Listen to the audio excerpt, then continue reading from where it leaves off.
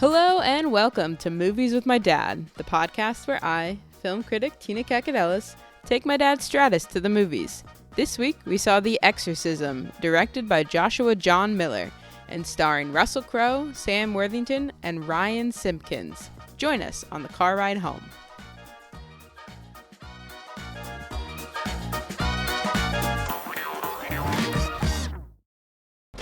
It's recording now. You sure? Yeah. 3 seconds, 4 seconds, 5 seconds. I can keep counting. There we go.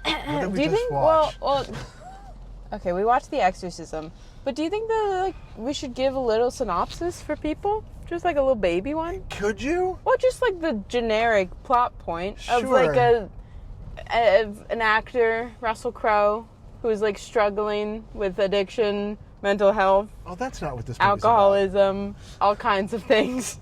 His relationship with his daughter, makes a horror movie, and then like becomes possessed by a demon. That's the plot of the movie. about. That may have been the plot of the movie. That's not what the movie's about. Okay, well, I'm just saying like that. Okay, we watched The Exorcism. You hated it. I was bored. It really came down to the last 15 minutes. That's it. That's how most horror I movies guess why I are. don't like horror movies. Okay, well, here's I'm the sorry, thing. this really wasn't a horror movie. This was a master class in therapy. Somebody was working through some serious parent issues, child issues, abuse issues. It just went on and on and on. To me, it felt like it had an identity crisis. Because for the first 30 minutes, I was like, oh no, I've been making fun of you all day about wanting to watch this movie. Am I going to come out really liking it? Because I did really like it. I thought they did like a really good world building and like genre building. And I loved the open set of the movie. The dollhouse, basically? Yeah, Yes, I that was loved cool. that. I thought that was so interesting. And Russell Crowe didn't phone it in. He was going all for it. And I was really into it because I like that kind of horror that uses supernatural and like just the horror genre to talk about deeper issues. Like that's really interesting to me and how they do that. But then it felt like they were trying to make it like a B horror movie that would appeal to like the people who just want to go and like the teenagers who want to get scared, you know? I didn't understand why those stars were in this movie. Isn't Russell Crowe a little too big of a actor for this? Maybe it This really spoke was like to him. a B movie. Well, it feels split. It feels like two things were mushed together. You're to right. make It's like a high-end B movie. It's like somebody came to Russell Crowe and David Hyde Pierce. Yeah. And I don't. Is the woman The teen? the teen? Yeah. I got some issues It about looked the like she ages was like of 30. this teen. She was supposed to be 16. Who is? What's her name? I don't know her name. Oh, you don't know her name. So I No. feel like they came to them and said, "This is a groundbreaking interpretation movie," and maybe on the script it looked like it could be, Right, yeah. and then in execution it just turned into a B movie. Or studio rewrites that were like, we need to make this like more accessible and less cerebral and less like trauma heavy. It was all trauma. Oh It my was gosh. a lot. I didn't think they were going to go that deep, but then they did. A father-daughter movie, though. It was a father-daughter movie. You got to find out if the writer was a woman or a man, but definitely a father-daughter movie. Yeah, yeah. Which part of that do you connect with? Probably when Russell Crowe as a demon said, "Kiss her, you fucking dyke," and I lost it. Yes. And then jumped out the window. It was a comedy. You're all right. How did he survive to fall out the window? I don't They know. never addressed that. That's the funniest thing I've ever heard in my life. Oh my gosh. How'd the first guy die? The electricity crackled and he died.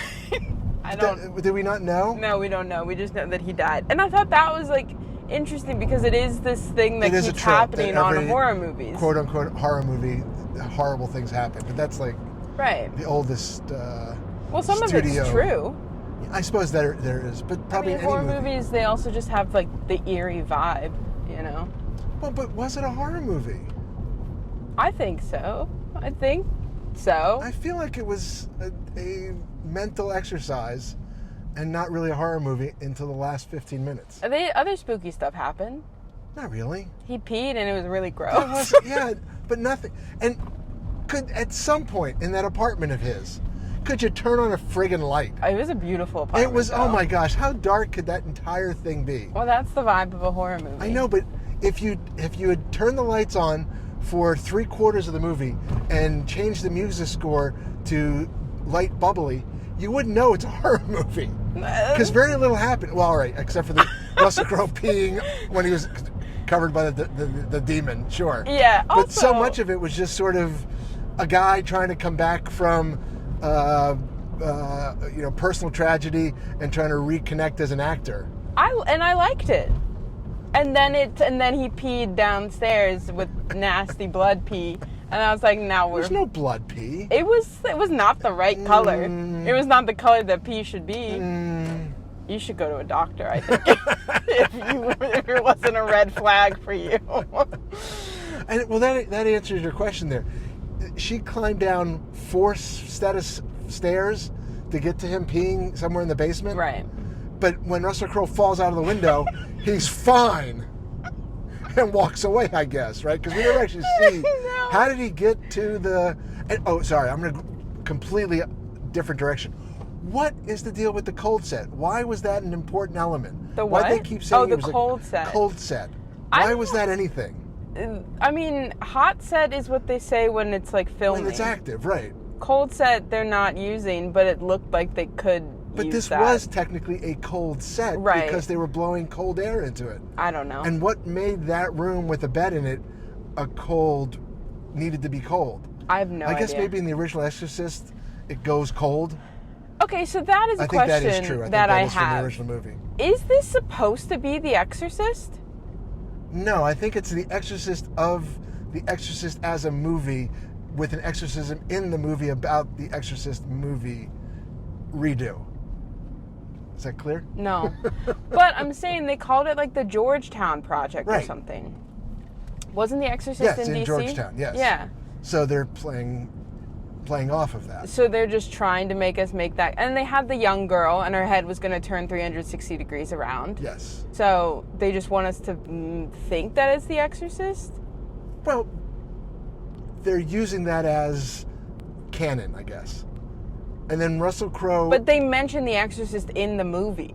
When she talks about, when the actor, Blake, the young girl... Right. When she talks about, when she's getting sage, she's like, you hear about it happen on The Exorcist, the Poltergeist, the Omen and stuff. Do they not realize that they are just making The Exorcist again? Well, maybe I think they did. It was code name, the Georgetown Project. And you think that I think this it was going to be film Exorcist reboot. In our redo. world, The Exorcism didn't want to pay for rights to be connected to The Exorcist. No, I think it was just a fun... It's not the Exorcist movie. They didn't redo the Exorcist movie. They made a play on the Exorcist movie. No, but the characters in the movie are making The Exorcist. No. Yes, they are. I don't believe so. Her head turns all the way around. She's in the bed. Oh, that's interesting. I thought they were making a reboot of The Exorcist in the movie. I don't know. No, because the time, obviously the time is not right. It's not 1960 or 74 or whatever that movie I'm saying was. it doesn't make sense what's happening.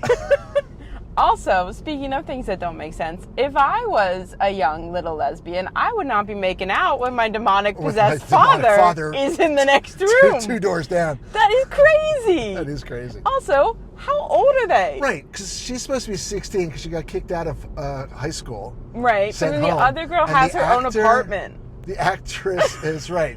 She's... Yeah. Also, 25. If I was the actress, I would not be sticking around for that. I'm sorry. No, right. I've known her for like 11 days. Right. No, I'm gone. Let me help you with your father's exorcism of his demons. Absolutely not. And why didn't anyone freak out? I mean, they freaked out, but they didn't seem to do anything about it. When his back cracked like that? He literally gets possessed by a demon on set, and they're all like, cut. Also, keep filming. That's good. You could have saved your movie. Like, I don't know what to tell you. This is why he's a failed director. And then how did Russell Crowe get back onto set and jump through the back of the mirror to kill the understudy kid? I think he teleports. I think there's also a connection in there to the underlying world of Hollywood. So Russell Crowe is playing well, all right. So the director is a complete SOB, right? Who's bringing up the worst trauma childhood of abuse that Russell Crowe has to get a better performance out of him, which I feel like is a commentary on Hollywood, right? And then Russell Crowe later, who is being outshined by the younger, in essence, his understudy, then kills him, right? So is this also a movie about... So whoever wrote this has a problem with Hollywood, has a problem with their therapist and therapy and the Catholic Church. But then also came out like pro-Catholic Church at the end. It sort of did. So I don't really Return to Jesus movie, right? Okay. I mean, I think that's what I said. Like, I think it was really interesting, and I think it was shot well. Like, I liked it, and I liked Russell Crowe's performance a lot until he started like having to do just like his weird sleepwalking bit. I still feel like 3/4 of it were lacking. Just it went slow for me. I checked my watch. There were a couple little pops here and there, but I really didn't find it that engaging until the end when activity started picking up. So this is your second horror movie of the year. What was the first one? The First Omen.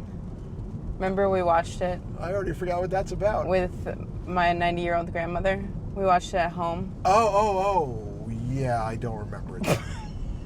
You didn't like it. I think I probably was sleeping on the couch. Okay. And you have a horror movie next week. How do you feel about the state of horror movies? Wait, I see another one? Yeah, Maxine. That's a horror movie? Well, the first two were, but you don't want to know anything about the first two. So. I don't know. Should I watch the first two or just go into it blind? Have we already given up on this movie completely because we moved on to I'm asking your opinion on the greater horror movie genre. So far, I'm going to stick with my concept. I don't really want to go see horror movies. They're not that interesting. Okay. Find me interesting. The closest one that I enjoyed, and I don't know if it's a horror movie, was that one with the demonic robot. Megan? I enjoyed that one. Good. But that was more like, funny horror. Yeah. You hated Scream, though, which is funny horror. That was supposed to be funny. Yeah. Megan was not supposed to be funny. I think they knew what they were doing. Yes, campy. Yeah. It's campy. It's very fun campy. Now it's raining on us. Oh, those poor people. Walking in the rain without an umbrella. Oh. They also look like they're dressed for wildly different temperatures. Okay, so you're not thrilled about the state of horror movies at present? Is this indicative of the state of horror movies in present? No. I would say this is not the finest horror movie. What about the one we saw with the horses? The one we the saw old Hollywood? with the horses. Nope. Nope. Yeah, that was it. Yeah, Jordan Peele's great. Didn't I like that one? You fell asleep. It was great. And you keep saying that you want to rewatch it all the way through, but I think I liked the parts I was awake for, though. Didn't I? I think I came out and said I liked it. Yeah. I was tired. You had fallen asleep through like an hour of it, though. It was 5 minutes. Okay. So, anything further? You wanted to see this movie. Okay, I completely misunderstood what the trailer was about. I thought Russell Crowe was a priest doing an exorcism, not an actor playing a priest doing an exorcism. I thought it was going to be I thought that'd be kind of interesting to see Russell Crowe as a priest. And he really, I got to give him credit for... He was great. 100% into the character. Yeah. And even David Hyde Pierce, who I haven't seen him really do anything since Frasier. I know him more from his 30 Rock guest appearances than Frasier. Okay, in case this rain is ruining all of the audio, how many, what? I don't know, I'm trying to think of how many what. I was going to say Bibles, but that does feel wrong. How many demons, how many... How many... Oh, how many power outages? How many power outages? That was really annoying. How many more times can the lights go out? That's like a thing that demons love to do. They do like their electricity. They just love it. I'll give it 2. I think I would agree. Like a 1.5 to 2. I would have gone 1.5, but I was feeling a little generous. Wow, that's so kind of you. Okay, tune in next week for your next horror movie. Wait, don't we get to see a Western first? Yeah, the 3-hour Kevin Costner Western. Couldn't be worse than this. It's twice the length. Twice the length. Goodbye, Tina. Goodbye, Father.